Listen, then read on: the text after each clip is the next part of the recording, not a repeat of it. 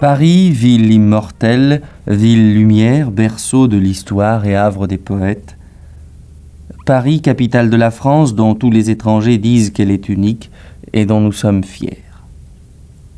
Le charme de Paris est indéfinissable, il vogue au fil des rues, des monuments et des méandres de la Seine. Pourtant, le promeneur, le touriste, l'amoureux de Paris rencontre trop souvent en certains endroits une dame affreuse, la saleté. Cette saleté prend diverses formes, elle s'insinue partout comme le ver dans le fruit. Aussi avons-nous pensé que le journal de Paris pouvait peut-être apporter sa contribution dans la lutte que mènent ceux qui veulent que Paris soit souriant, propre et fleuri. Notre caméra s'est promenée un peu partout.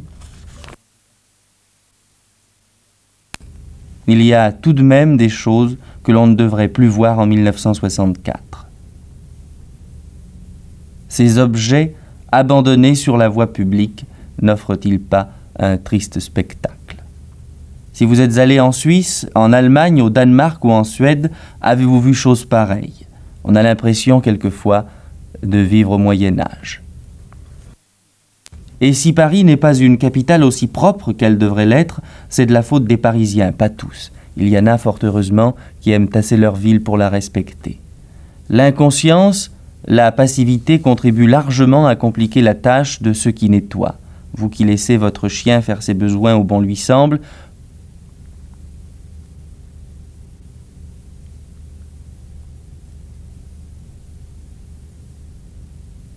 vous qui négligemment jetez votre paquet de cigarettes n'importe où, vous êtes responsable. Vous direz, il n'y a pas assez de poubelles, elles sont souvent pleines. Peut-être, mais les caniveaux sont là. En tout, ils mesurent 1300 kilomètres. Et ces images ont pour but de vous faire voir pourquoi Paris n'est pas aussi propre qu'il devrait l'être. Les marchés sont aussi un facteur de salissement. Les grilles d'arbres,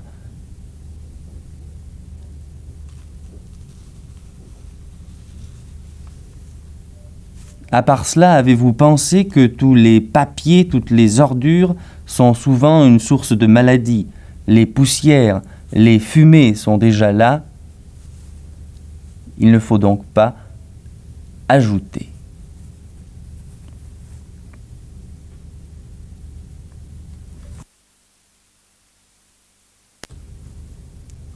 Nous vous montrons aujourd'hui Paris sous un mauvais jour. Un Paris que vous n'aviez peut-être pas remarqué. Les touristes, les étrangers, eux, le regardent avec des yeux neufs, et rentrer chez eux, faudra-t-il leur laisser dire « Paris, c'est magnifique, mais les Parisiens sont sales ». Aujourd'hui, nous allons voir comment Paris fait toilette, une toilette à la mesure de sa grandeur.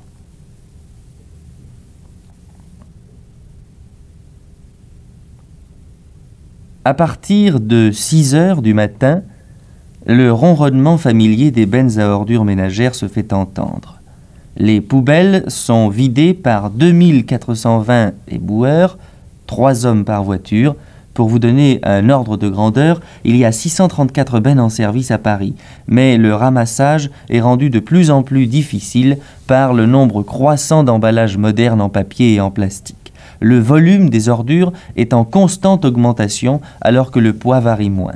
Les halles de Paris fournissent à elles seules 35 à 40 000 tonnes de gadou de détritus par an, ce qui représente la quantité d'ordures enlevées dans une ville comme Rennes, par exemple, en une année.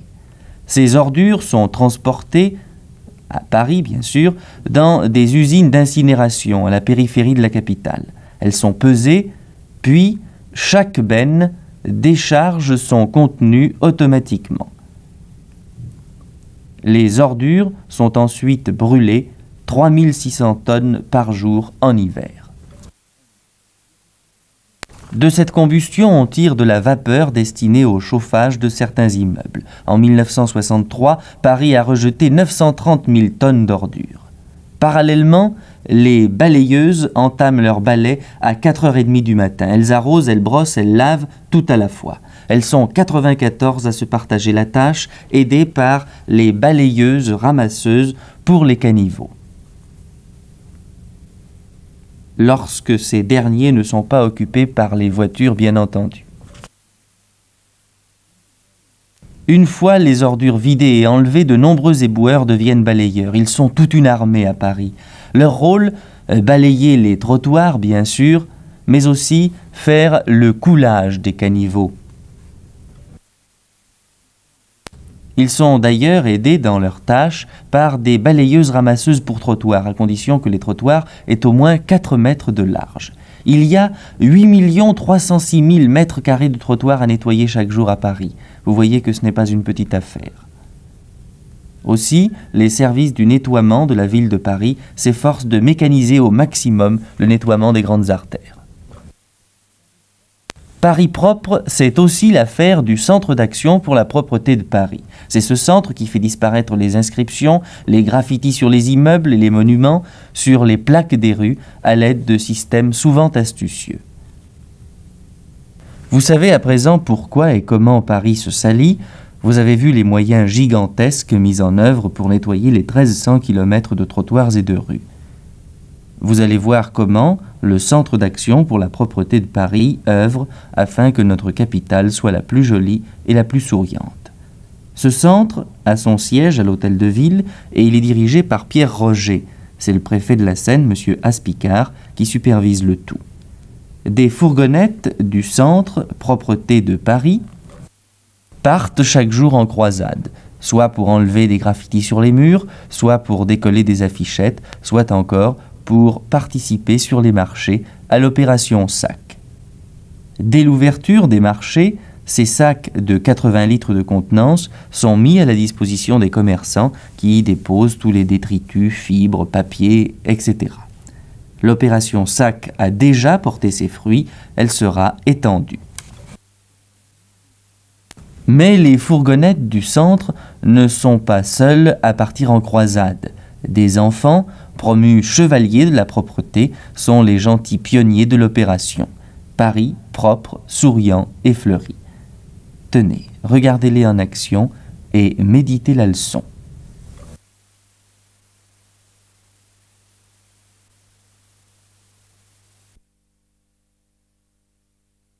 Autre problème délicat, le pipi-chien.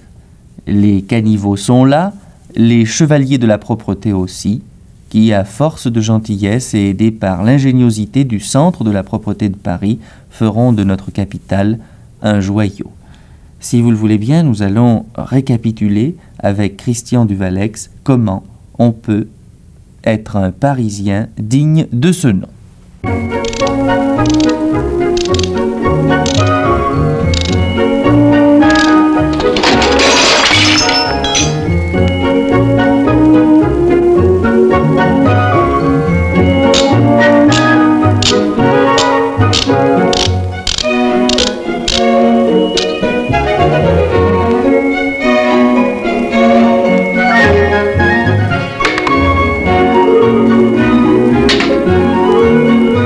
Nettoyer, c'est bien.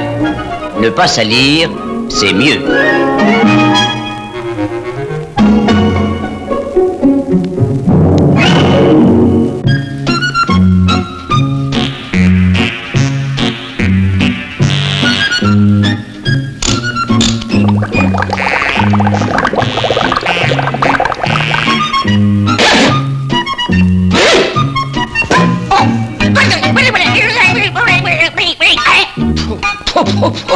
En ne serrant pas votre voiture dans le caniveau, vous n'abîmerez pas vos pneus, bien sûr. Vous favoriserez les bonnes habitudes. Ici, ici.